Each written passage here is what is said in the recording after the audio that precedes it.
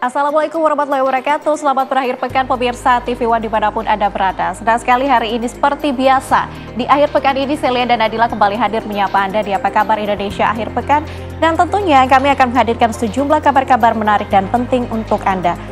Hari ini kita akan kembali mengupdate dan juga membahas kembali terkait dengan kasus mutilasi yang terjadi di dua lokasi Nadila bersama dengan psikolog anak remaja dan juga keluarga. Nanti kita hadirkan di studio TV One. Tapi sebelum itu kita hadirkan informasi pertama dulu ya. Kita hadirkan informasi pertama untuk Anda pemirsa, di mana seorang pria yang diduga sebagai pencopet nyaris babak belur setelah aksinya dalam bus ketahuan oleh penumpang.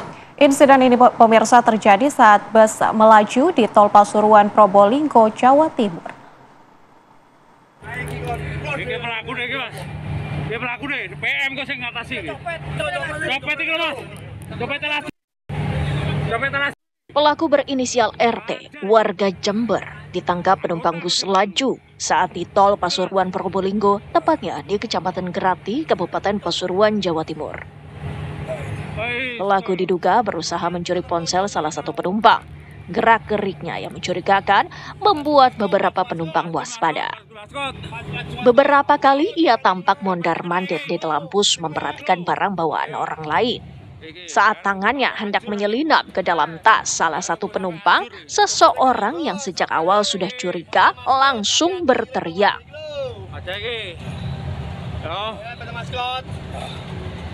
Suasana di dalam bus seketika riuh.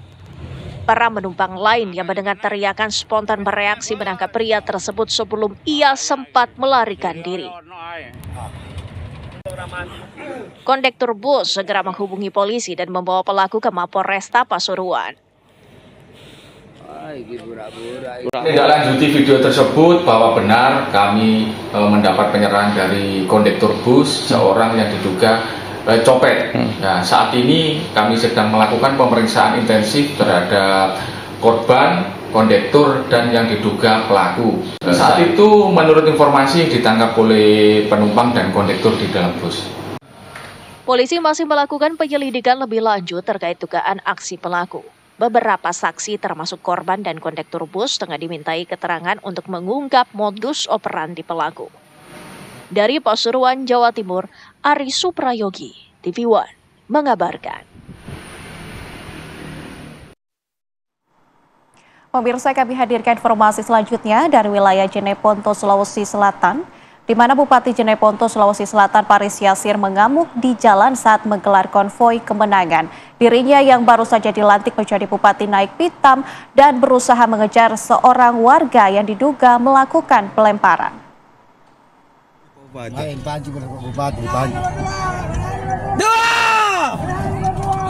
Dua! Ece.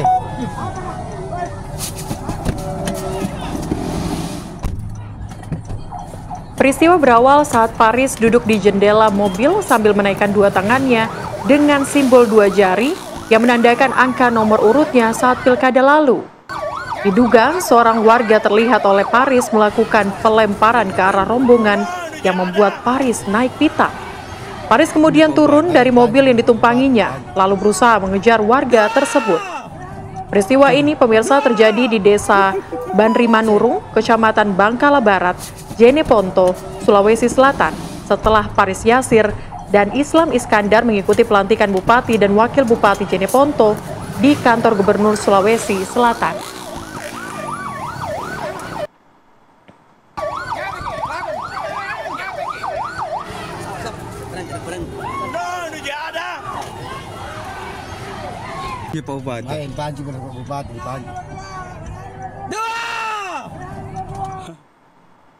Kita hadirkan informasi dari Mangkutanah, Sulawesi Selatan, pemirsa.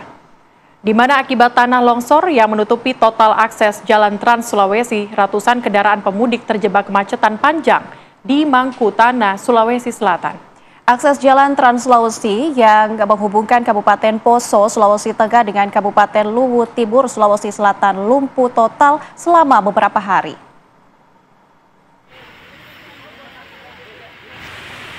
Beginilah kondisi kemacetan parah yang terjadi akibat tanah longsor yang menimbun badan jalan Trans Sulawesi. Pemerintah Kabupaten Luwu Timur mengerahkan sedikitnya 2 alat berat eskavator untuk memindahkan material longsor dan membuka akses jalan yang tertutup longsor. Pemindahan material longsor ini berlangsung cukup lama karena terdapat bebatuan besar yang sulit dipindahkan dengan alat berat. Sementara itu, Bupati Luwu Timur Irwan Bahrisyam meminta agar tim yang bertugas memantau arus mudik agar selalu mengimbau pengendara untuk berhati-hati saat melintas di sepanjang jalur tersebut, mengingat masih berpotensi terjadi longsor susulan. Dan kita buka akses dari atas dulu ke bawah, karena akses dari atas ini yang sedikit agak padat dan panjang antrinya, dan pemukiman masyarakat di atas tidak ada. Sehingga yang menjadi prioritas dulu untuk dilewatkan di longsoran yang sudah kita kerjakan ini. Bupati juga meminta agar kontraktor pelaksana proyek pelebaran jalan untuk menyiagakan alat beratnya di lokasi longsor. Dari Luwu Timur, Sulawesi Selatan, Haswadi, TV One mengabarkan.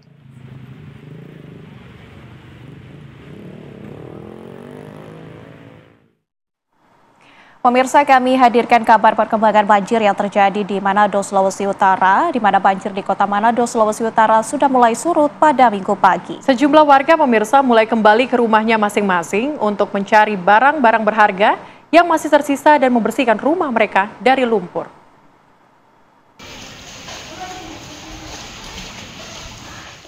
Inilah kondisi rumah dan barang-barang berharga milik warga di Kelurahan Ketang Baru, Kecamatan Singkil, Manado, Sulawesi Utara yang rusak akibat terendam banjir. Sebagian besar barang-barang elektronik, kursi, sofa, dan pakaian, serta peralatan dapur lainnya rusak akibat terendam banjir.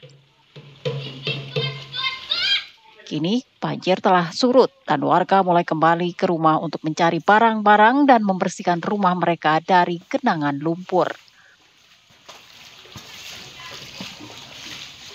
Jadi sekarang warga sudah mulai kembali ini ke rumah? Ya, sudah mulai kembali ke rumah untuk membersihkan rumah. Dari subuh tadi, warga sudah mulai melakukan bersih-bersih.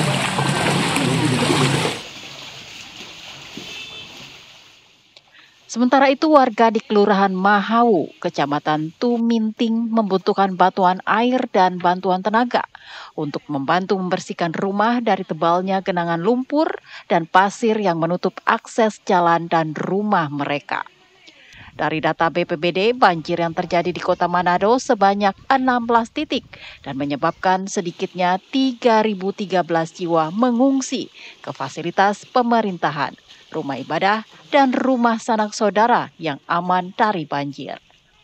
Sementara rumah yang terendam banjir hingga saat ini masih dalam pendataan petugas.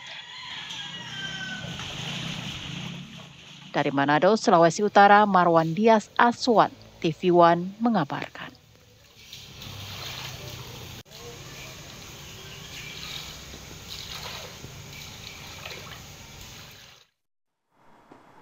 Pemirsa, viral seorang pria terekam kamera CCTV melakukan aksi pencurian mukena di dalam masjid. Atas ulahnya ini pemirsa, pelaku nyaris dihakimi warga.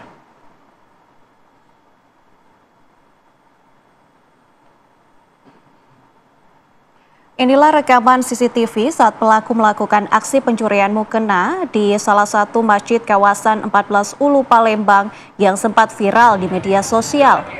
Terlihat jelas pelaku menggunakan kaos putih mondar-mandir di dalam masjid Aslah. Tidak lama kemudian, pelaku mengambil mukena di dalam lemari masjid dan memasukkannya ke dalam kantong plastik. Berkat rekaman CCTV, pelaku dapat ditangkap dan diserahkan ke polisi setelah nyaris diamuk massa yang geram atas ulahnya. Dari dalam kantong plastik hitam ditemukan barang bukti 10 pasang mukena.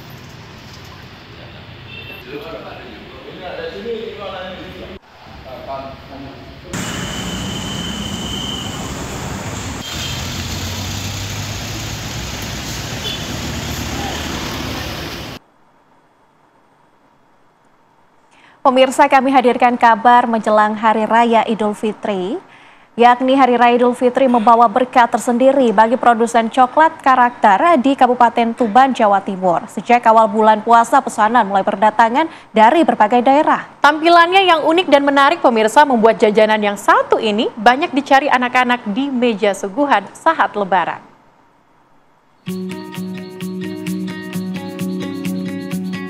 Seperti inilah keseharian Siti Nazilah, warga desa Tegalbang, Kecamatan Palang, Kabupaten Tuban, Jawa Timur. Sejak awal bulan Ramadan, dirinya mulai sibuk menyelesaikan pesanan coklat karakter yang datang dari berbagai daerah. Tampilannya yang unik dan menarik membuat jajanan satu ini banyak dicari anak-anak di meja suguhan saat Lebaran. Meski terkesan mudah, namun untuk membuat coklat karakter dibutuhkan ketelitian tinggi. Dari segi harga, coklat karakter produksi rumahan milik Nazilah ini terbilang cukup murah. Mulai dari Rp2.000 hingga Rp35.000. Kalau menjelang Lebaran mestinya yang khusus untuk edisi Lebaran. Misalnya ini ada ucapan untuk series Lebaran. Terus juga ada karakter Muslim. Sama yang lebih spesial lagi biasanya ini orang-orang lebih simpelnya ini untuk THR anak-anak. Jadi bisa di custom untuk uangnya taruh sini biasanya untuk THR anak-anak. Ini yang paling laku sekali. Pesanan diperkirakan masih akan terus datang seiring mendekati Lebaran. Keberadaannya di meja tamu menjadi pemikat tersendiri bagi anak-anak kerabat yang sedang berkunjung. Dari Tuban, Jawa Timur, Hartono Ranggalawe TV One mengabarkan. Nadila udah beli hampers belum? Waduh, belum Celia, karena masih bingung mau nyari hampers di mana. Nah, kalau bingung mau nyari hampers di mana, rekan kami reporter TV One Zinkanila sudah berada di Jatinegara dengan beragam hampers yang menarik nih. Ini mungkin bisa menjadi rekomendasi kita ya, dan juga pemirsa nantinya ya. Mari kita lihat informasinya. Zinka, silakan dengan laporan Anda. Jangan sampai Anda mencicipi ya hampersnya. Silakan, ada apa saja di sana? Ya, Nadila, Celia, dan juga pemirsa TV One, saat ini saya berada di Jalan Jatinegara, tepatnya di Pasar Mester Jatinegara, Jakarta Timur. Lokasinya ini di lantai basement Pasar Jatinegara, pemirsa. Dan di lantai dasar ini saya ingin merekomendasikan Anda untuk mencari kue kering, karena pemirsa, menjelang 1 minggu sebelum Lebaran ini masyarakat sudah mulai meramaikan toko-toko atau kios-kios kue kering yang berada di lantai basement Pasar Jatinegara ini. Nah, seperti yang Anda lihat di layar televisi Anda, pemirsa, ini adalah salah satu kios yang menawarkan berbagai macam kue kering, mulai dari nastar, kastengel, putri salju, lidah kucing, kue coklat, bahkan tidak hanya kue kering saja, pemirsa. Di kios-kios ini juga menawarkan beragam snack-snack seperti ada permen-permen, ada dodol, ada keripik, ada beragam kacang-kacangan. Nah, untuk harganya sendiri, untuk kue keringnya di sini satu toplesnya adalah sekitar 85.000, atau jika Anda mau beli setengah kilo bisa, pemirsa, harganya 75.000. Ini relatif murah dibandingkan kios-kios lainnya. Tapi pemirsa, ini yang paling unik dari kios ini adalah mereka menawarkan nastar penambah darah namanya.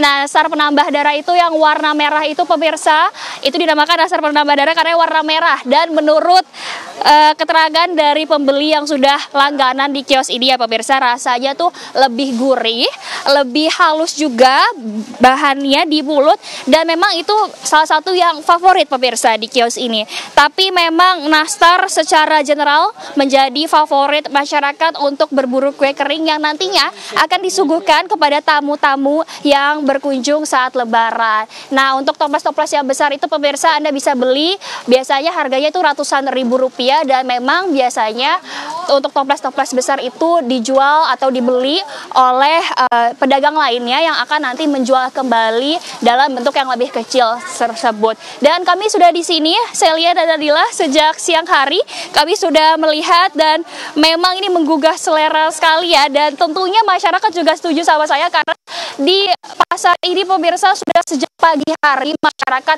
berbondong-bondong untuk memburu kue kering, dan ya hampir setiap tahunnya memang harganya hampir sama, dan tentunya akan lebih tinggi lagi menjelang Lebaran. Dan tadi saya sudah sempat bertanya kepada beberapa masyarakat atau pembeli di kue kering ini, memang mereka datang dari berbagai daerah, mayoritasnya datang dari sekitar Jakarta Timur, namun juga ada dari luar kota seperti Bekasi dan sekitarnya. Jadi gimana Nadila, saya lihat kalian udah setuju belum nih kalau ini menjadi hampers yang oke banget untuk Wah, ayo kita borong. Saya udah tahu mau beli hampers apa. Saya mau beli kue nastar penambah darah. Biar gak lemes ya. Biar gak lemes. Ya. Terima kasih Tika Naila mengabarkan langsung dari Pasar Jatinegara. Selamat bertugas kembali. Nah, tampaknya Lebaran yang semakin dekat ini, kamu udah dapat hampers apa aja, Nadila? Aku sudah dapat kue coklat, udah dapat kue, ada namanya kue rambutan, tapi belum aku buka sih sebenarnya. Banyak ya. Tapi kalau misalnya kamu dapat coklat yang tadi, kayaknya ini coklat yang lebih menarik nih. Ada di Gunung Kidul, Yogyakarta yang mengelola beragam coklat yang dikemas elegan menjadi hampers Lebaran. Kita saksikan informasinya.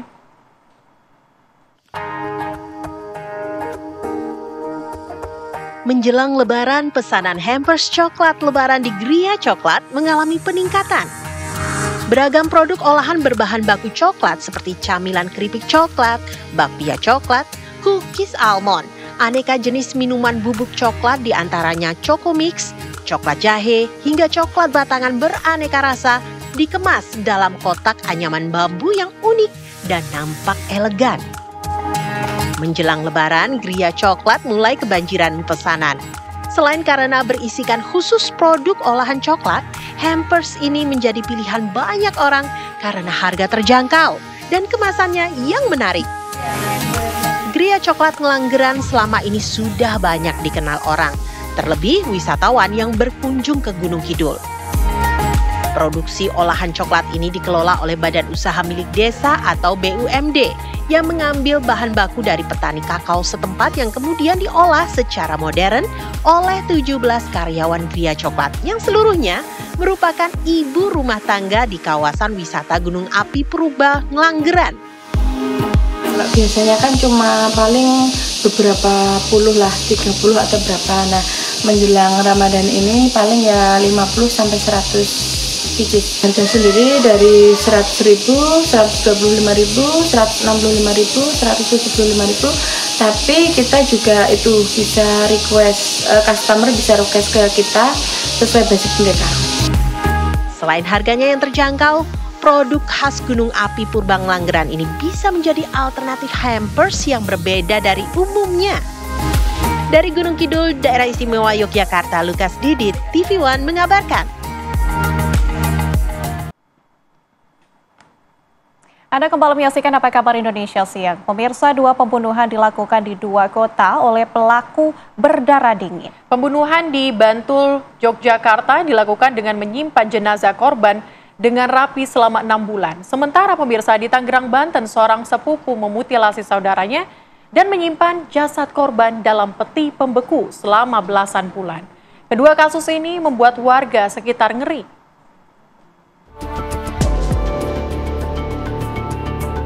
Kekejian Muhammad Rafi Ramadan terungkap setelah 6 bulan kematian Enggal Dika Puspita, gadis asal Sleman, Daerah Istimewa Yogyakarta. Kejahatan Rafi terungkap setelah teman Enggal melihat Rafi menggunakan sepeda motor korban, padahal tak pernah ada keluarga maupun teman yang melihat Enggal selama 6 bulan terakhir. Kesadisan Rafi terhadap kekasihnya Enggal bermula dari rumah di Sabdoda di Bantul ini. Rumah ini dikontrak Rafi dan ibunya yang telah bercerai dari ayah Rafi. Namun baru beberapa bulan mengontrak dengan Rafi, sang ibu tak tahan atas kelakuan anaknya itu, hingga akhirnya pindah ke kontrakan lain. Tak lama, warga sekitar melihat Rafi kerap keluar masuk dengan seorang perempuan yang dikira warga adalah adik Rafi. Warga tak tahu bahwa ternyata perempuan itu adalah pacar Rafi yang kemudian dibunuh di rumah tersebut. Warga pun baru tahu ada pembunuhan di sana setelah polisi menghubungi kepala lingkungan untuk melakukan penyelidikan di rumah kontrakan itu. Warga itu sama sekali tidak tahu Pak kalau di sini terjadi pembunuhan. Tahu-tahu ada pemberitahuan dari pihak kepolisian lewat Pak Dukuh yang kemudian disampaikan ke masyarakat bahwa pada hari ini akan terjadi olah TKP. Nah, dari situ warga baru tahu kalau ternyata di sini ada kejadian seperti itu Pak. awal Januari pelaku bersama ibunya itu kontrak di sini. Kemudian sekitar bulan Juli ibunya itu pamit, Pak. Katanya tidak cocok dengan anaknya laki-laki yang sebagai pelaku itu, kemudian pindah tempat, sehingga yang tinggal di tempat ini pelaku sendiri. Ada beberapa saksi memang sering keluar masuk rumah ini bersama seorang wanita. Nah, itu dikiranya adiknya, Pak Ibu. Dikira adiknya karena memang awalnya izinnya itu ibu, anak, dan anak perempuan. Dari rumah kontrakan tersebut, Raffi memindahkan jenazah kekasihnya 2 kali ke wilayah Sleman hingga akhirnya ia memutuskan kembali ke Bantul untuk menyimpan kerangka sang kekasih di rumah ayah Raffi. Di tengah upayanya menyembunyikan jasad kekasih, Raffi sempat membuang kantong plastik sampah tempatnya menyimpan jenazah Enggal karena tercium bau tidak sedap. Namun kantong itu kemudian diambil lagi oleh Raffi yang langsung memindahkannya di sebuah penginapan dan membersihkan jenazah Enggal sebelum dibawa ke rumah ayah Raffi. Pembunuhan lainnya terjadi di Tangerang, Banten. Kasus mutilasi terungkap setelah polisi Jakarta Utara hendak melakukan penangkapan terhadap Jeffrey Rarun yang jadi buronan kasus penipuan sejak 2023. Tapi polisi malah menemukan buruannya sudah termutilasi dalam peti pembeku yang diikat rantai tergembok. Seketika, polisi Jakarta Utara pun mendapatkan jawaban mengapa mereka tak pernah menemukan buruannya sejak 2023. Karena mencurigakan, petugas untuk meminta kepada tersangka MR untuk membuka lemari pendingin tersebut. Pada awalnya tersangka MR tidak mau, sehingga selanjutnya lemari pendingin ini bisa terbuka, dan di dalam lemari pendingin itu terdapat potongan-potongan tubuh dari korban JL. Selanjutnya petugas kepolisian Polresta Tangerang berkoordinasi dengan Polres Jakarta Utara dan mengamankan tersangka MR beserta barang bukti. Marcelino kini diancam hukuman penjara seumur hidup atau hukuman mati. Tim TV One mengabarkan.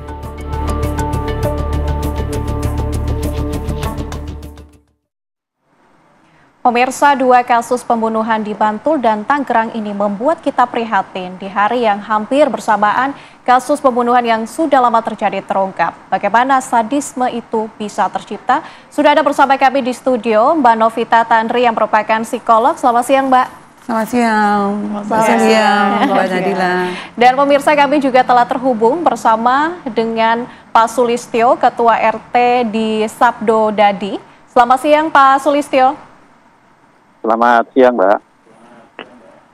Oke, Pak Sulistyo, ini sudah 6 bulan ya informasinya Muhammad Raffi Ramadan ini menyimpan kejahatannya. Pada September 2024 ia membunuh kekasihnya, Pak. Namun kenapa sampai saat itu tidak ada warga yang tahu, Pak?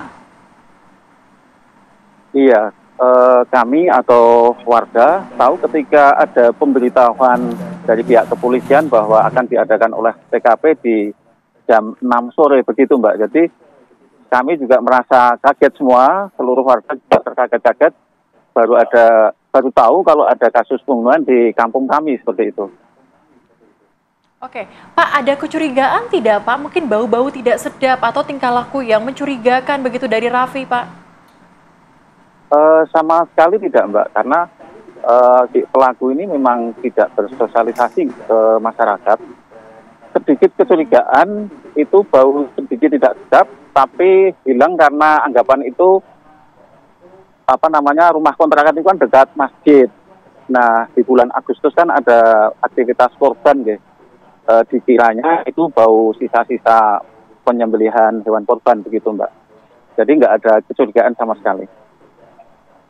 Oke, Bapak, kalau informasi yang kami dapatkan, Raffi ini awalnya tinggal di rumah kontrakan di lingkungan Bapak bersama dengan ibunya. Tapi kemudian sang ibu ini pergi meninggalkan Raffi. Dari Bapak sendiri apakah tahu Pak alasannya Pak? Memang pernah pihak keluarga itu menyampaikan ke pengurus kampung, begitu pengurus RT, kalau ibunya ini pindah karena tidak ada ketidakcocokan dengan anak-anaknya. Disampaikan juga kalau yang tinggal di kontrakan di kampung kami tinggal pelaku begitu, Mbak. Oke, baik Pak. Ini selain tinggal bersama dengan sang ibu, infonya juga tinggal bersama dengan adik perempuan begitu ya, Pak? Ini kapan kemudian tinggal bersama dengan adik perempuan tersebut, Pak? Infonya? Iya, setelah atau sebelum ibunya pamit itu memang sudah ada seorang wanita atau perempuan yang sering masuk rumah tinggal di situ seperti itu, dan kami dan seluruh warga itu tidak mengira kalau itu bukan anggota keluarga gitu, karena memang awal izinnya dengan pengurus RT itu 3 orang, ibu, kemudian anak laki-laki dan anak perempuan. Ternyata itu korban begitu. Oke, Bapak tadi Anda sempat menyinggung bahwa sang ibu ini menceritakan adanya ketidakcocokan antara Raffi dengan sang ibu ini. Apakah ada penjelasan lebih lanjut ketidakcocokan seperti apa sih Pak? Kalau terkait masalah keluarga, kami sama sekali tidak tahu, tapi memang ada sebelah rumah kontrakan itu pernah mendengar kegaduhan di dalam rumah kontrakan itu, tapi kemudian tidak menjadi kejadian karena hanya jadi rasan-rasan di masyarakat seperti itu.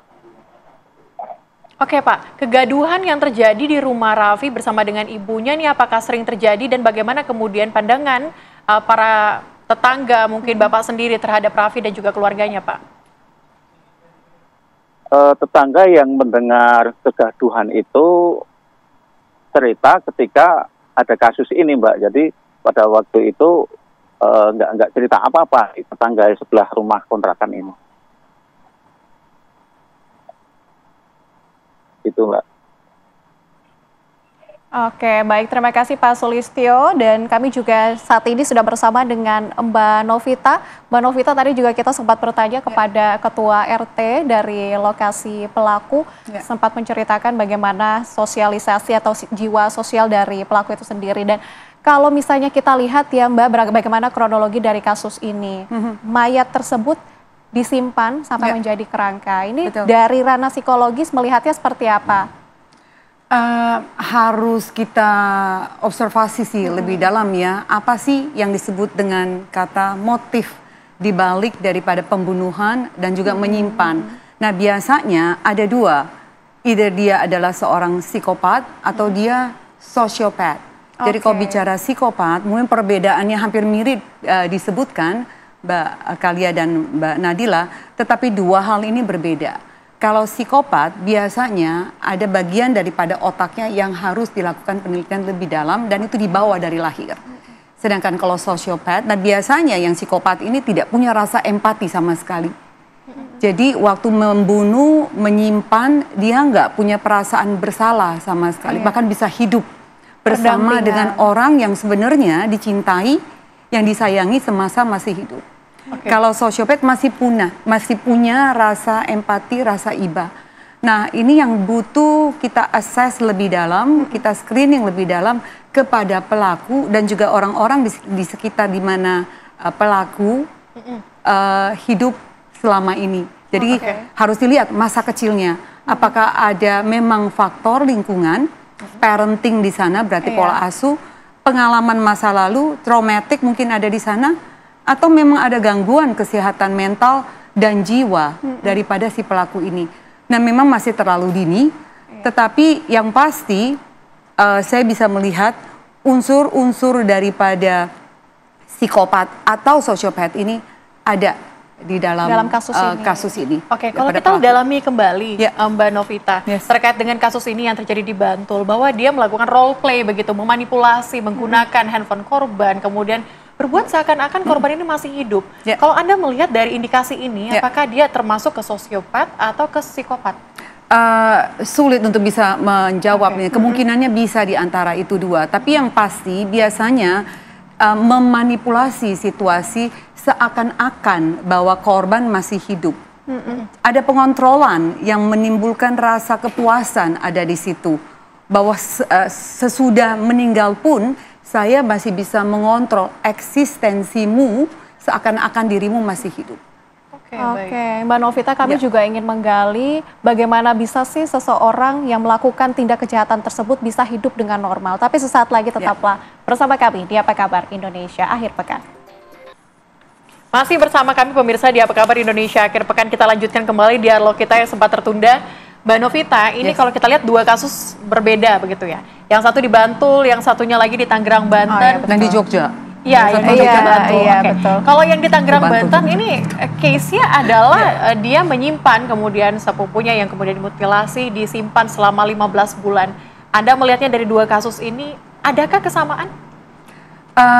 Bisa iya, bisa enggak, Mbak. Oke, dari mana? Karena perlu saya turun pendalaman untuk bisa mengenal motif dibalik apa yang dilakukan oleh pelaku dari dua kota yang berbeda ini.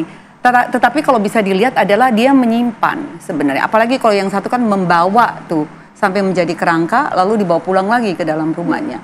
Jadi paling tidak sebenarnya dia tahu ada konsekuensi hukum yang akan dia terima kalau ini ketahuan.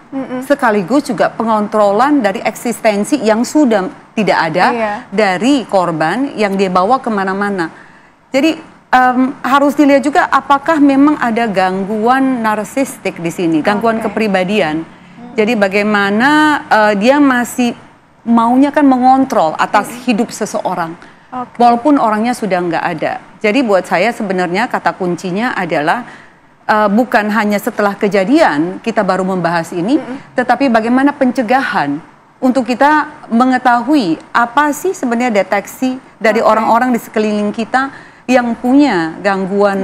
Kalau punya gangguan kepribadian ini, khususnya perempuan-perempuan cantik cerdas di hadapan saya ini, untuk nantinya kan mencari pasangan hidup, untuk mengetahui apa sih sebenarnya yang harus kita antisipasi, deteksi dini begitu. Tapi sebelum kita masuk ke sana ya, Nadila, kalau kita lihat dari dua kasus ini kan triggernya yang pertama bisa kita bilang hal sepele begitu kalau di Bantul, dengan menggoreng terus kemudian gosong. Hanya menggoreng bakso kemudian gosong dan dia marah-marah langsung mencekik. Ini unsurnya apakah memang karena emosi sesaat ataukah memang unsur-unsur masalah-masalah psikologis itu memang sudah ada? Banyak hal sih, jadi impulsif gitu ya. Jadi kalau kita bicara kemarahan dari satu begitu banyak dari emosi yang kita punya.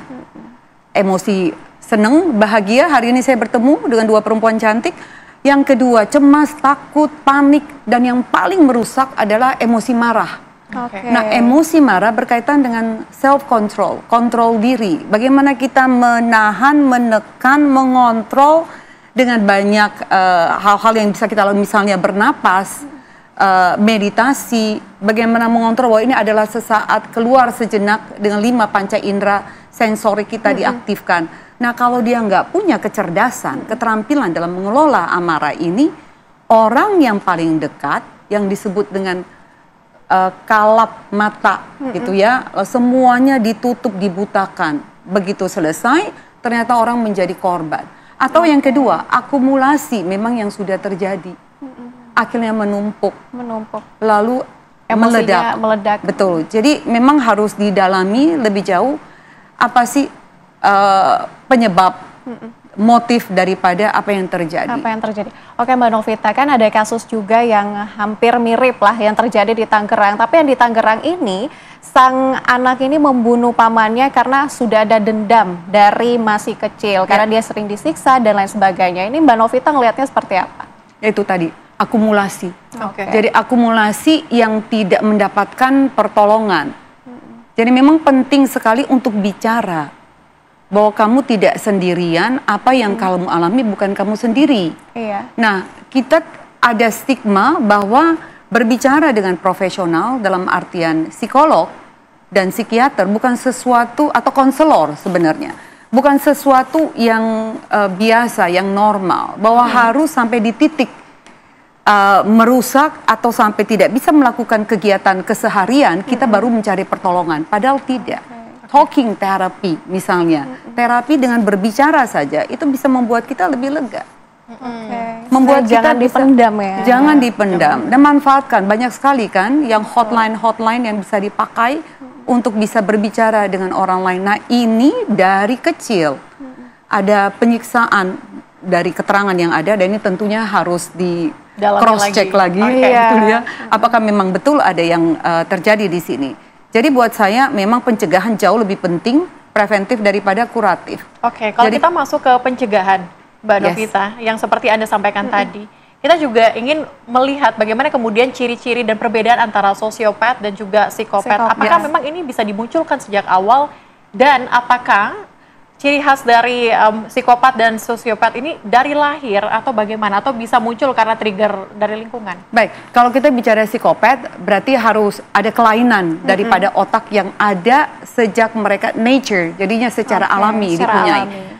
Paling gampang sebenarnya dari kalau kita pernah di masa kecil melihat teman-teman kita atau mungkin pernah mengalami yang misalnya main dengan binatang, hewan peliharaan yang tidak punya empati. Misalnya jangkrik, lebah yang kakinya bisa dicopotin satu-satu. Atau dia bisa gorok leher ayam, hewan. Tanpa ada perasaan kasihan, iba sama sekali. Betul. Dan bahkan ketawa-ketawa. Nah, ini harus bukan dianggap sesuatu yang baik. Atau bahkan bukan yang hidup. Misalnya boneka. Betul. Beruang ya, boneka yang punya kaki tangan dan dia bisa potong dan lain sebagainya, harus dideteksi dan mencari pertolongan sejak anak itu masih kecil. Sedangkan perbedaan dan mereka tidak punya empati sama sekali. Jadi tidak ada rasa iba kasihan bahwa oh nanti kasihan ya, bagaimana kalau dia punya ibu binatang, kita bicara hewan binatang, ibu yang kasihan nanti nyari anaknya misalnya, tidak ada perasaan ini. Sedangkan sosiopat biasanya dari nurturing, dari lingkungan di mana anak tumbuh dan berkembang. Jadi sosiopat ini biasanya lingkungan di mana anak tumbuh dan berkembang mendapatkan kekerasan terus-menerus, mendapatkan paparan daripada penyiksaan, atau tidak punya empati sehingga anak menganggap itu adalah satu kebenaran tanpa ada yang mengoreksi. Jadi ada tumbuh dan berkembang akhirnya membentuk dia menjadi seorang sosiopat. Oke, Mbak Novita, berbicara tentang psikopat tadi, kalau psikopat ini kan ketika seorang anak sudah menunjukkan ciri-ciri bahwa dia kemungkinan mengalami psikopat itu sebenarnya yang menjadi faktor sehingga dia bisa menjadi seperti itu apa? Apakah memang dari dalam kandungan, nutrisi yang kurang, atau seperti apa, Mbak? Banyak faktor di dalam, tapi yang pasti psikopat biasanya memang lahir. Dia punya bibit untuk menjadi seorang psikopat. Nah, makanya perlu sekali orang tua belajar ilmu parenting. Penting untuk bisa mendeteksi. Kalau anak-anak ada ke sana, berarti dia harus treatmentnya lebih khusus. Berarti exposure dengan iba, dengan empati, dengan bagaimana dia diterjunkan misal dengan aktivitas sosial harus lebih besar dibandingkan dengan anaknya yang lain. Karena kalau ini tidak ada pengabaian di sana, lalu kita tahu bahwa sekarang internet, social media, ada algoritme di sana. Waktu dia masuk dengan paparan kekerasan, algoritme itu akan terus memberikan referensi, ini loh yang kamu harus ikut. Nah, pada saat dia mengikuti tontonan-tontonan yang penuh dengan paparan kekerasan ini, membuat dia merasa bahwa it's okay kok. Hal yang lumrah. Hal yang lumrah karena setiap hari saya bisa menonton ini. Betul, dan semua orang ternyata di luar sana melakukan hal yang sama. Padahal dia lupa itu adalah film. Atau mungkin ada paparan, misalnya kita lihat Ted Bundy. Saat pembunuh yang dari Seattle to Washington, dia membunuh puluhan perempuan, dimutilasi, diperkosa dan dibunuh. Dia tidak punya rasa iba sama sekali. Bagaimana di waktu kecil ada proses di mana dia memang mengalami kekerasan sejak dini. Jadi buat saya orang tua harus belajar ilmu parenting, tahu bahwa algoritme daripada sosial media yang mereka tonton, yang mereka lihat, yang mereka dengar itu sangat mempengaruhi anak-anak kita. Kalau dulu nggak ada, benar nggak sih? Dan algoritma ini yang membuat kita sebagai orang tua bahwa peran kita hanya sekedar ada, tidak hadir. sosial media yang akan masuk dan hadir. menggantikan posisi kita. Tapi apakah psikopat ini diturunkan begitu? Ini sifat genetik atau seperti apa? Katanya iya, yes. Dari research yang ada yang diturunkan. Jadi memang kalau sudah ada perasaan ngeliat ke atas daripada family tree kita, pohon keluarga kita, ada yang seperti itu, mungkin kita harus lebih waspada terhadap keturunan yang kita hasilkan di dalam keluarga kita. Oke, Mbak Novita, kalau kita kembali lagi ya dengan kasus yang terjadi di Tangerang dan juga Bantul. Ini menurut Mbak Novita, kedua pelaku ini termasuk apa? Sosiopat itu ataukah psikopat? Kalau saya melihat dia masih takut, masih menyembunyikan, dan dalam sejarah ini baru yang pertama dilakukan, ke arah sosiopat lebih besar. Oke, ini lebih ke arah sosiopat mungkin karena lingkungannya, mungkin yang menekan kedua belah pelaku ini melakukan tindakan tersebut. Terima kasih Bu Mbak Novita sudah hadir bersama dengan kami hari ini menjelaskan secara rinci terkait dengan dua kasus mutilasi pemirsa yang terjadi di Bantul dan juga di Tangerang. Dan pemirsa, tentunya Apa Kabar Indonesia akhir pekan juga akan menghadirkan sejumlah kabar menarik dan penting untuk Anda. Sesaat lagi, tetaplah bersama kami. Anda kembali di Apa Kabar Indonesia akhir pekan, pemirsa. Pemirsa, niat mencari rejeki ke kota besar, seorang perempuan asal Banyumas, Jawa Tengah, malah dianiaya majikannya di Jakarta Timur. Dan pemirsa, kasus ini dilaporkan ke polisi sementara korban dirawat di RSUD Banyumas. Selamat pagi saudara, ini aku lagi punya berita duka nih. Ada anak di sekitaran aku, di sekitaran rumah aku dianiaya sama majikannya. Masya Allah, ini kerja di Jakarta. Berapa bulan? 2 bulan ya? 2 bulan dianiaya seperti ini. Ya Allah, nanti majikannya ditak-tak ini. Sarinah, perempuan muda ini pulang kampung dengan kondisi mengenaskan. Di sini ya tuh. Kasihan banget nih.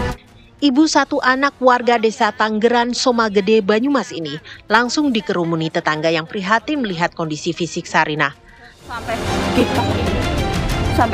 Sampai terlihat banyak sekali luka di sekujur tubuh Sarinah. Bahkan daun telinganya hampir putus. Menurut keluarga, Sarinah mengadu nasib ke Jakarta sebagai asisten rumah tangga pada November lalu.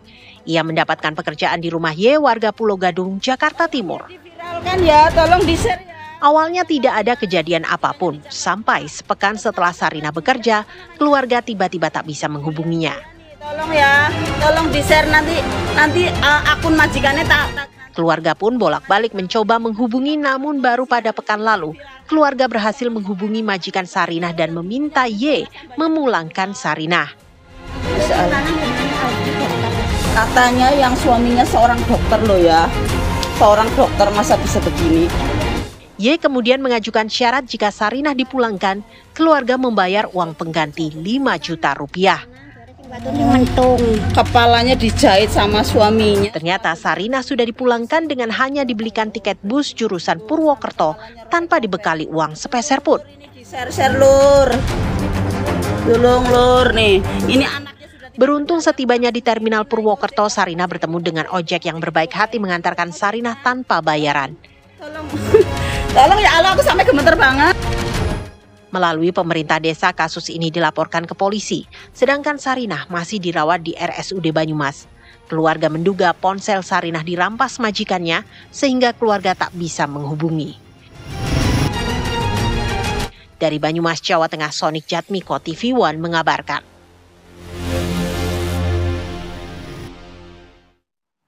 Pemirsa, Sarinah, asisten rumah tangga asal Banyumas, Jawa Tengah, pulang dalam kondisi babak belur. Diduga dianiaya oleh majikannya. Untuk mengetahui kondisi terakhir dari ibu muda ini, pemirsa, kami sudah terhubung dengan kakak dari Sarinah, yaitu Bapak Slamet Ipung. Selamat siang, Pak Slamet. Ya, selamat siang.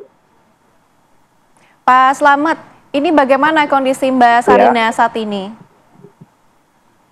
Kondisi Sarinah saat ini sudah mulai membaik, alhamdulillah.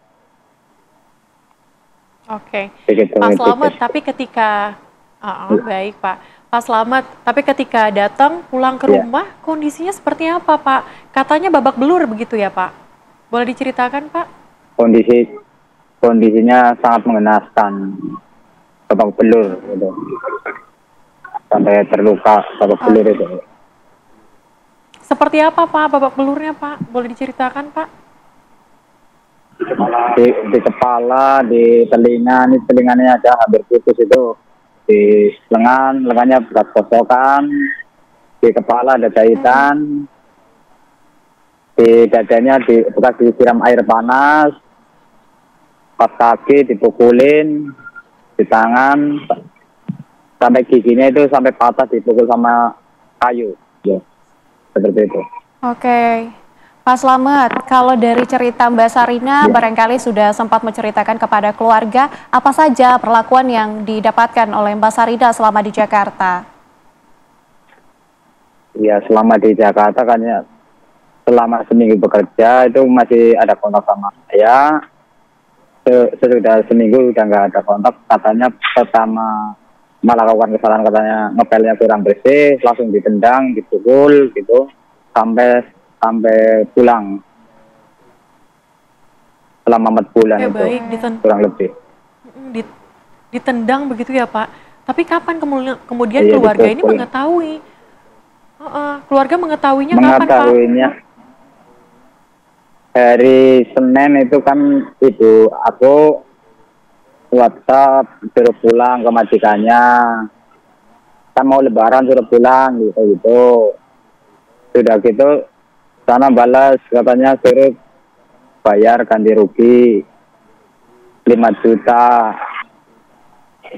baru bisa pulang, seperti itu.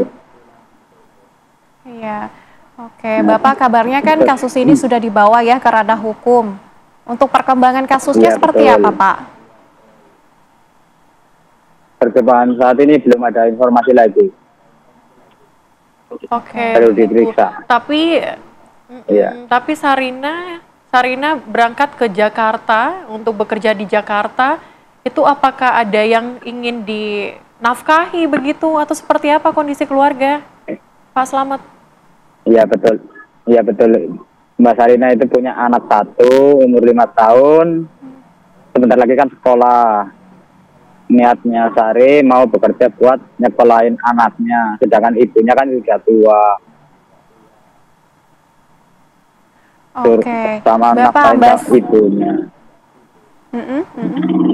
Oke, Pak mungkin bisa diceritakan Pak, Mbak Sarina ini berangkat ke Jakarta memang dibawa langsung oleh majikannya ataukah seperti apa Pak?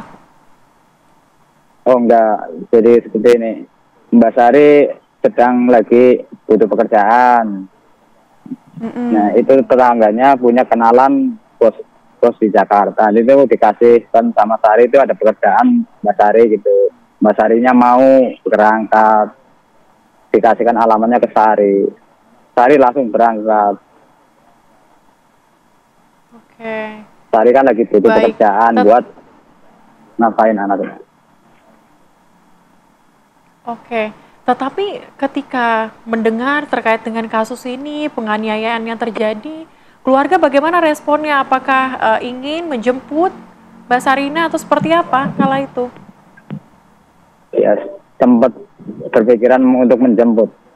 Waktu WA minta ganti rugi 5 juta itu, sempat mau saya transfer. Oke. Bapak Tapi kalau boleh sudah tahu kebetulan ini Mbak Sari berapa? Ya silakan dilanjutkan Pak. Iya, sebelum sudah itu kan itu minta tebusan, hampir aja aku transfer, tapi pagi-pagi udah ngabarin katanya udah pulang ibunya, ngabarin ke saya. Oke. Baik, Pak Slamet, terima kasih sudah bergabung bersama dengan kami siang hari ini. Kami berharap juga Mbak Sarina segera pulih kembali dan juga bisa beraktivitas normal begitu ya. Keadilan juga semoga bisa didapatkan oleh Mbak Sarina dan juga keluarga. Terima kasih sekali lagi. Terima kasih. Dan pemirsa, kita harus jeda dulu ya. Terlebih dahulu. Usai jeda nanti kami akan hadirkan informasi lainnya untuk Anda pemirsa. Tetaplah bersama kami. Anda masih bersama kami di Apa Kabar Indonesia akhir pekan. Pemirsa, penumpang kereta api mulai memadati stasiun Tugu Yogyakarta pada Minggu siang. Puncak arus mudik diprediksi terjadi pada 28 Maret mendatang.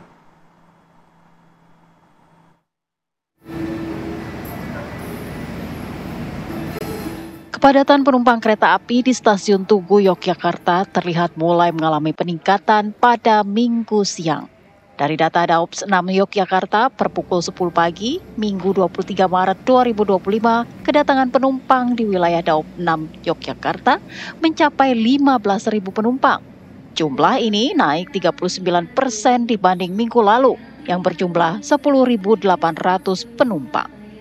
Sementara jumlah penumpang berangkat dari Daops 6 mencapai 19.000 penumpang atau naik 20% dibanding pada hari Minggu lalu 16 Maret 2025. Puncak kepadatan arus mudik diprediksi akan terjadi pada tanggal 28 Maret mendatang. Untuk puncak arus mudik sendiri kami memprediksi akan terjadi di 28 Maret, di mana kami memprediksi akan berangkat sebanyak 13.000 pelanggan. Sedangkan untuk puncak arus baliknya kami memprediksi akan terjadi di 4 April, di mana kami memprediksi akan berangkat sebanyak 19.000 penumpang. Ini pun sama masih dinamis karena penjualan tiket masih terus berlangsung.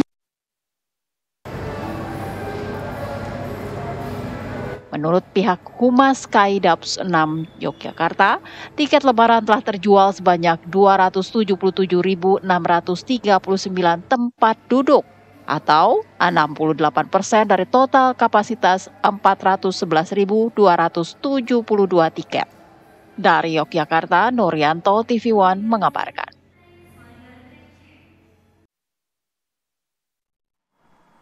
Pemirsa, kita hadirkan informasi dari Pelabuhan Merak, di mana kendaraan pribadi yang hendak menyeberang ke Pulau Sumatera melalui Pelabuhan Penyeberangan Merak, Kota Cilegon, Banten, masih terjebak antrean di dalam Pelabuhan Merak.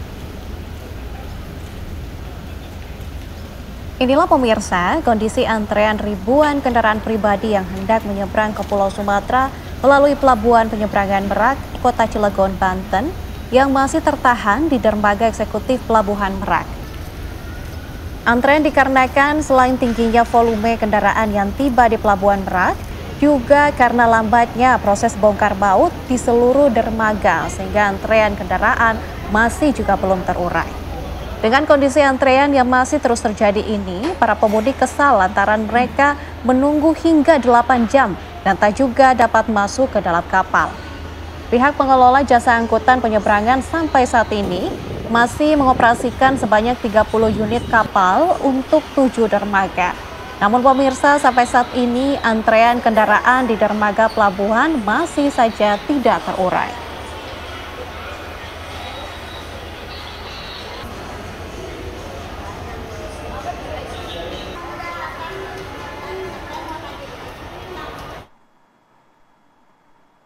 Pemirsa, masih tentang informasi kendaraan untuk libur Ramadan nanti, di mana sepekan sebelum Hari Raya Idul Fitri, Terminal Pulau Gebang, Jakarta Timur mulai disambangi calon pemudik dengan beragam destinasi.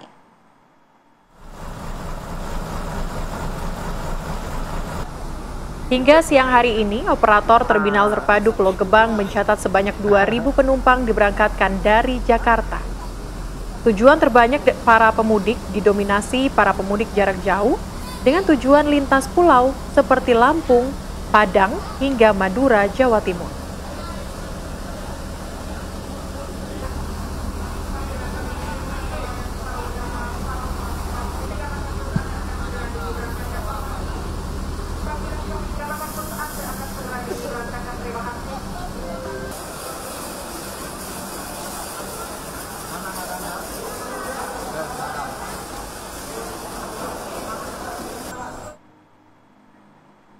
Ya pemirsa, bagaimana kemudian pantauan arus mudik hari ini? Kami akan ajak Anda bergabung dengan rekan-rekan kami. Sudah ada Siti Barufah di Pelabuhan Merak, Banten.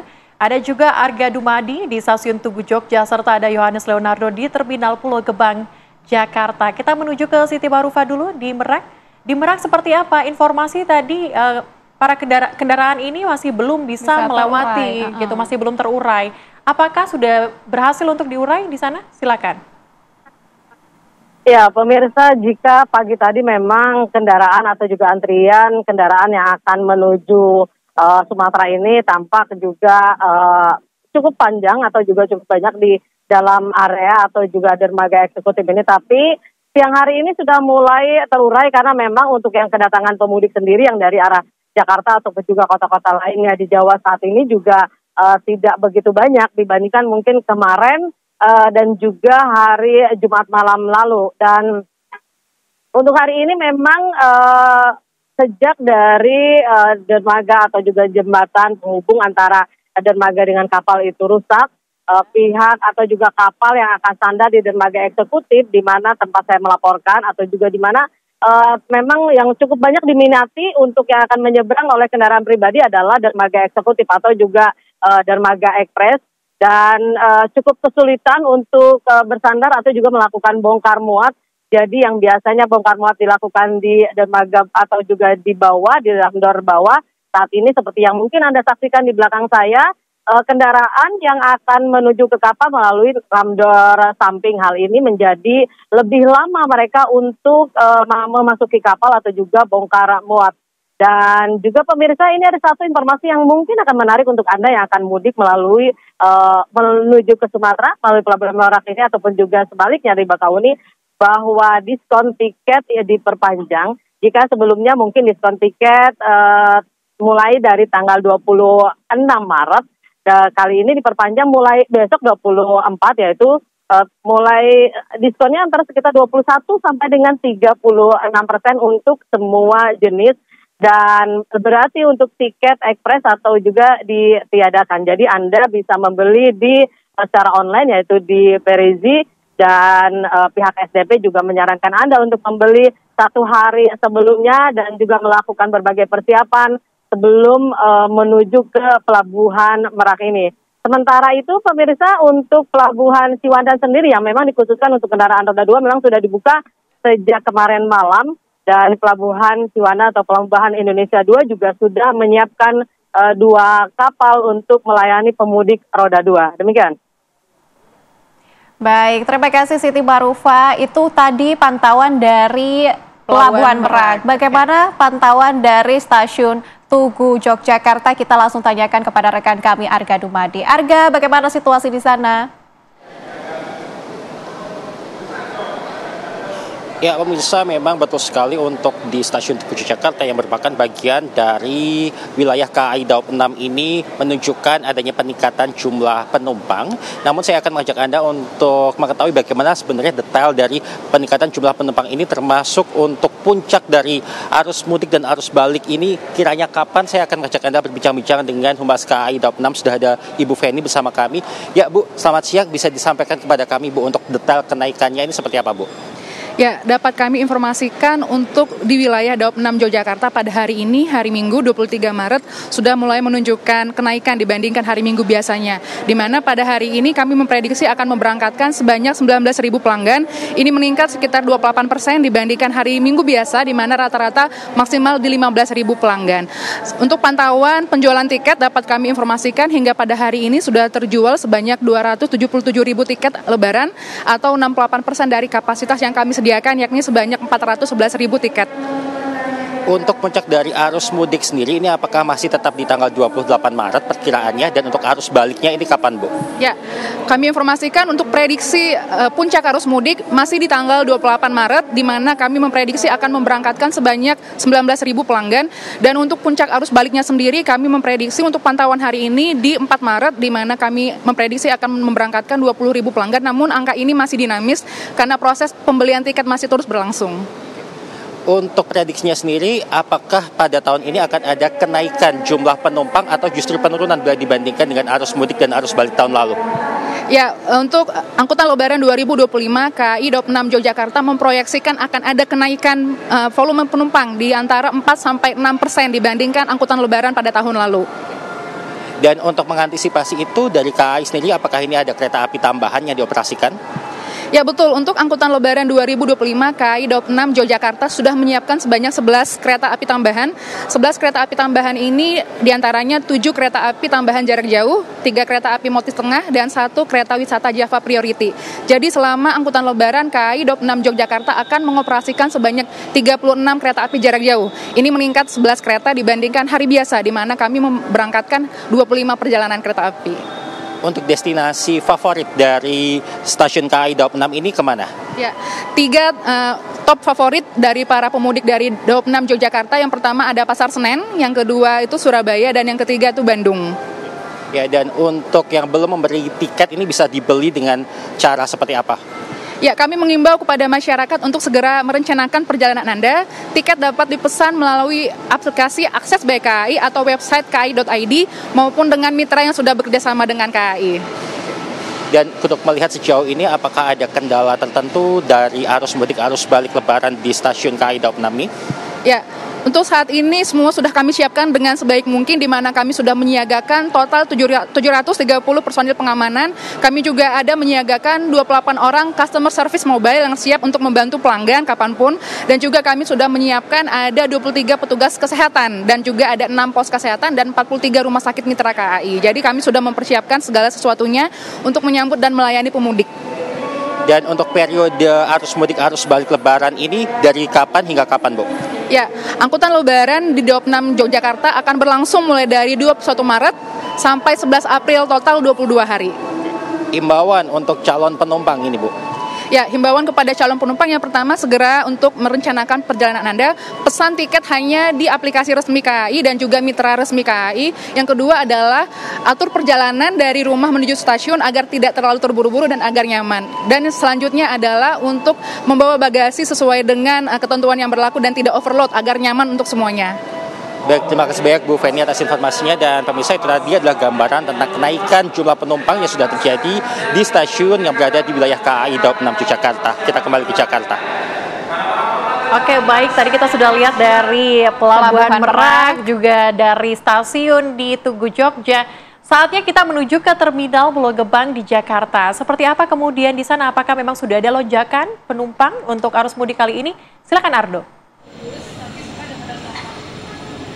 Ya, terima kasih, selamat siang Celia, Nadilan juga pemirsa. Memang sudah sekitar 2.000 penumpang ini datang di Terminal Terpadu Pulau Gebang Jakarta Timur. Dan untuk membahas lebih lengkap, sudah bersama dengan kami Komandan Regu Terminal Terpadu Pulau Gebang Jakarta Timur untuk bagaimana kemudian sepekan menjelang Lebaran ini. Selamat siang Pak Mahbud. Selamat siang Pak. Pak Mahbud, boleh disampaikan ini sepekan sebelum Lebaran 2025, seperti apa peningkatan dan juga lonjakan yang ada di Terminal Pulau Gebang, Pak? Ya, sementara saya yang terpantau hari ini ya, hari Minggu tanggal 23 Maret 2025 dari pukul 00 sampai pukul 13.00 berjumlah keberangkatan yaitu 2.000 kendaraan 2.100, terus penumpang 2.200. Kendaraannya hanya cuma kendaraan yang berangkat 211 dan penumpang berjumlah 2.244. 2.244. Ini masih ada seminggu, Pak. Ini kira-kira kenapa terjadi begitu cepat dan lonjakannya kira-kira akan terjadi pada tanggal berapa, Pak? Lonjakannya ya sekitar tanggal 26 dan 27. Itu ada mudik gratis. Oh, ada mudik gratis juga. Seperti apa itu mudik gratis, Pak? Mudik gratis itu dari Kemenhub dan mungkin mulai jam 9-an ke sini. Artinya kalau dibandingkan dengan hari biasa, hari ini ada sekitar 2.200. Nah, itu 2.200 tersebut lonjakannya berapa persen dari hari-hari biasa, Pak? Lonjakannya yaitu sekitar 20%-an. Sekitar 20%. Kalau dari kemarin sama sekarang 20%-an, tapi kalau nanti mungkin bisa mencapai 50%-an lebih. Tapi semua kesiapan di terminal sudah disiap ya, Pak? Sudah bersiap semuanya, ada dari Pramuka, dari kepolisian, dari tentara, maupun dari kesehatan, maupun rancek, semuanya disiapkan semuanya. Terima kasih Pak Mahbud, semoga sukses untuk program Mudik 2025. Selamat siang. Tadi pemirsa kutipan wawancara kami dengan Komandan Regu Terminal Terpadu Pulau Gebang, Jakarta Timur, di mana memang lonjakan diprediksi akan terjadi pada tanggal 26, 27, dan juga 28 Maret 2025, karena memang tanggal-tanggal tersebut adalah 2-3 hari menjelang Lebaran 2025 yang diprediksikan akan berlangsung pada tanggal 31 Maret 2025 dan juga 1 April 2025. Untuk itu tadi seperti disampaikan juga oleh pihak pengelola, di mana memang untuk beragam persiapan para pemudik untuk difasilitasi kemudian begitu ya di Terminal Pulau Gebang Jakarta sendiri sudah disiapkan. Dan tadi yang luput disampaikan tadi adalah mengenai destinasi favorit, karena memang ada beberapa yang dari perbincangan kami sebelum kamera menyala begitu ya, ada beberapa daerah seperti di Sumatera, diantaranya ada Kota Padang dan juga Lampung yang menjadi destinasi favorit, serta juga di Pulau Jawa, diantaranya ada di beberapa daerah di Jawa Timur, salah satunya di Madura juga termasuk menjadi salah satu destinasi favorit bagi para calon penumpang maupun juga para pemudik Lebaran 2025. Kembali ke Celia dan juga Nadila di studio. Oke, terima kasih Yohanes Leonardo mengabarkan langsung dari Terminal Pulau Gebang. Tadi juga ada rekan-rekan kami yang mengabarkan dari Pelabuhan Merak dan juga Stasiun Tugu Yogyakarta. Selamat bertugas kembali rekan-rekan. Dan pemirsa, kami harus jeda terlebih dahulu. Saya jeda, kami akan kembali dengan informasi lainnya untuk Anda. Tetaplah bersama kami. Terima kasih Anda masih bersama kami di Apa Kabar Indonesia akhir pekan. Pemirsa, aktris sekaligus model Indah Kalalo menjadi korban pencurian di rumahnya di kawasan Badung, Bali. Sepeda motor yang baru dibeli dicuri oleh sopir harian yang baru bekerja sekitar 2 minggu di kediamannya. Aksi pencurian tersebut pemirsa terekam kamera CCTV.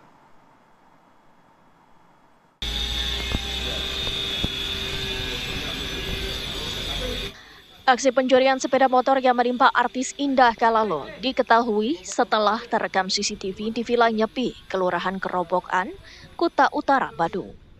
Pada saat kejadian, Indah Kalalo tidak menyadari motornya telah raib sampai ia diberitahu oleh pekerja villa. Melalui rekaman CCTV terlihat seorang pria mengeluarkan sepeda motor dari halaman rumah dan kemudian melaju membawa kabur kendaraan miliknya. Menyadari hal tersebut, Indah Kalalo segera membuat laporan ke pihak berwajib dan juga membuat sayembara di media sosial memohon bantuan warganet untuk melacak posisi pelaku yang kemudian diketahui adalah Junda Kurniawan, pria 28 tahun yang baru 2 minggu bekerja sebagai sopir pribadinya. Polisi yang melakukan pelacakan berhasil mendeteksi keberadaan pelaku di Semarang, Jawa Tengah dan berhasil menangkap pelaku pada 19 Maret 2025. Dia itu tadinya supir harian, sempat saya pakai sekitar baru 2 kali, terus kemudian dia minta tolong dikasih pekerjaan tetap. Saya bilang ya udah boleh kerja di saya, tapi dalam masa percobaan. Terus udah gitu kemudian tahu-taunya baru 2 minggu kerja. Padahal waktu itu kejadiannya saya lagi ada di rumah, tiba-tiba waktunya jemput anak sekolah dia itu nggak ada. Terus akhirnya digantikan oleh asisten pribadi saya yang lain, mereka yang jemput anak-anak sekolah. Terus udah gitu sampai sore kok nggak ada kabar. Kita masih mikir oh jangan-jangan kena kecelakaan atau apa gitu. Tahu-taunya sampai malam, sampai sekitar midnight gitu, kita pikir wah ini benar nih, karena telepon saya langsung diblok, terus udah gitu nomor telepon semua yang kerja di rumah saya juga diblok sama dia. Terus kita curiga, langsung kita laporkan ke kepolisian. Menurut Indah Kalalo, pelaku pernah bekerja sebagai sopir harian sebelum diangkat menjadi karyawan bulanan pada akhir Februari 2025. Sepanjang masa kerjanya, pelaku terlihat biasa saja dan tidak pernah menunjukkan gelagat mencurigakan. Namun, beberapa kali pelaku sempat meminta untuk bisa tinggal dan masuk ke kediaman Indah Kalalo. Saat ini pelaku masih menjalani pemeriksaan di unit Reskrim Polres Badung untuk mengetahui motif di balik aksinya. Atas perbuatannya, pelaku terancam hukuman penjara sesuai dengan pasal tindak pidana pencurian. Dari Badung, Bali, Alfani Syukri, TV One mengabarkan.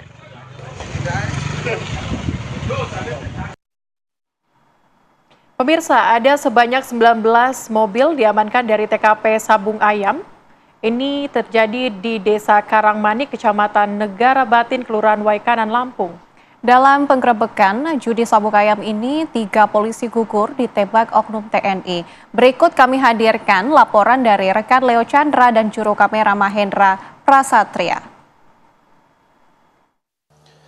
Posisi terkini berada di Polsek Negara Batin untuk melihat ada sebanyak 17 mobil yang diamankan dari lokasi tempat judi sabung ayam ini dilakukan, di mana informasinya ada sebanyak total 19 mobil yang diamankan dari lokasi. Namun 2 lagi sudah diserahkan ke Denpom Lampung. Diduga kedua mobil tersebut dimiliki oleh oknum TNI. Ikuti saya untuk melihat secara dekat untuk ke-17 mobil yang diamankan dari lokasi langsung di Polsek Negara Batin.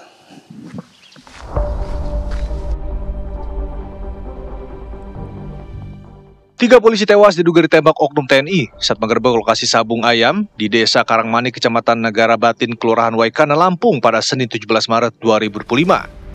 Pihak kepolisian telah mengamankan sejumlah barang bukti dari TKP. Diketahui ada sebanyak 19 mobil diamankan dari TKP, 17 diantaranya dibawa ke Polsek Negara Batin Waikanan untuk dilakukan pengecekan kondisi dan mengidentifikasi rangka mesin mobil.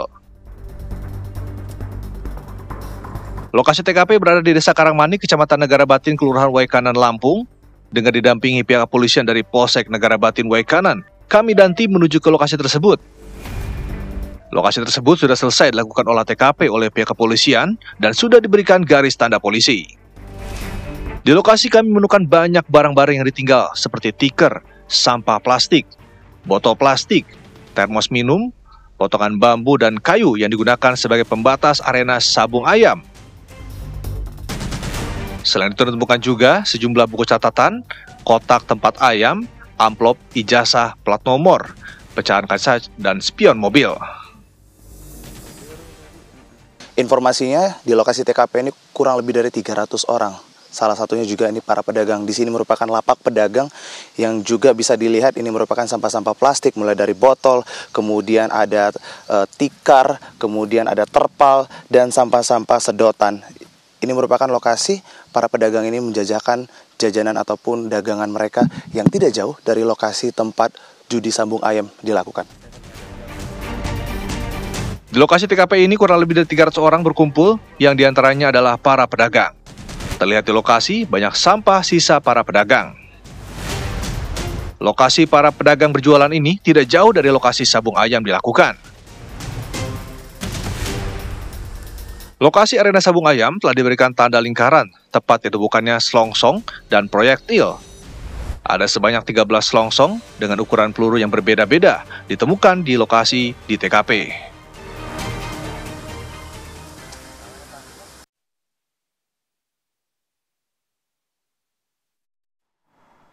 Ya pemirsa, informasi tadi sekaligus menutup jumpa kita di Apa Kabar Indonesia akhir pekan. Kali ini saya Celia Alexandra.